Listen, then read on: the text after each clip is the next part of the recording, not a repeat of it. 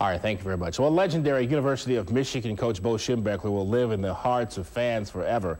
And there is a new book out now that looks back at his years of experience with first-person observations and a whole lot more. And joining us this morning is the author of Bo's Lasting Lessons, John Bacon. Thank you so much for being here. Appreciate it very much. You know, this collection of work, and obviously you must have spent some just phenomenal time with Bo Schembechler. 200 hours. That was a lot of fun. You know, what was it about you two relationship that he came to trust you to this point?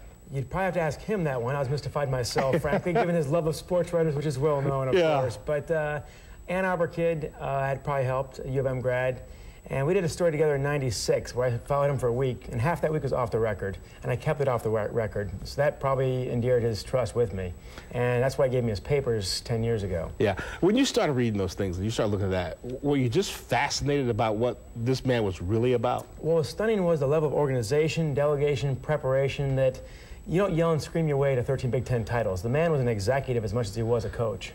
You know, and his friendships with people, how endearing were they? I mean, when you became a friend of Bo Schembechler, I imagine it's much like Bobby Knight. You became somebody that he looked out for life.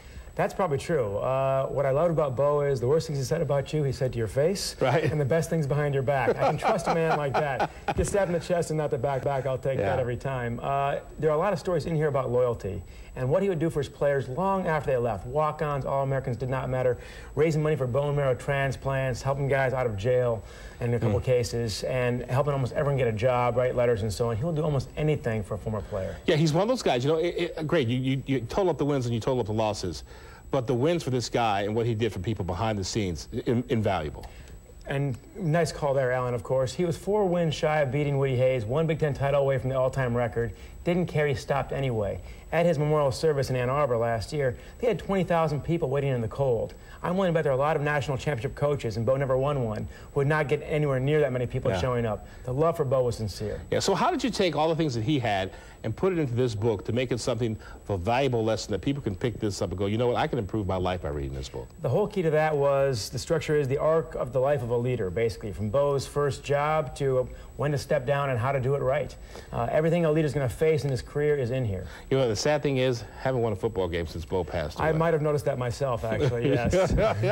You know, and I tell you what, this is a guy, though, I feel so bad for Lloyd Carr because the pressure he's going to, but Bo even admits in this book, he earned it with some seasons, too, that were pretty tough. People forget this stuff. Bo was 6-6 in 1984, and when you were a student, I believe, at Purdue, they lost to Purdue, Ohio State, North Carolina, beat Northwestern the next year, and then lost to North Carolina, South Carolina, and Notre Dame. 5 out of 6 they lost consecutively, and Bo had felt the heat then as well. Every leader does. Well, it's a fascinating read. It certainly gives insight to not only the man, but the program, but just how to live your life. And you talked about loyalty. It's a great book. I'm glad to hit on that, too. It's not just a leader's life. It's how to live your life. The values that will see you through. All right. And tonight, if you want to pick this up.